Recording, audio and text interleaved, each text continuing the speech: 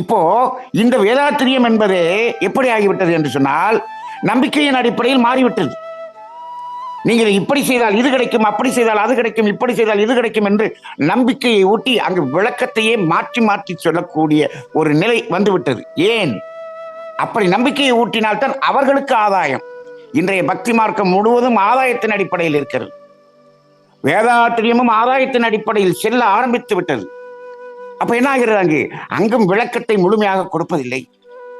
நீங்கள் இது செய்தால் அது கிடைக்கும், அது செய்தால் இது கிடைக்கும் என்ற ஒரு ஆசையை தூண்டக்கூடியதாகத்தான் இன்று மாறிவிட்டதை பார்க்கிறோம். அப்படி என்றால் அந்த உண்மையான விளக்கத்தை அங்கு கொடுக்க முடியாது.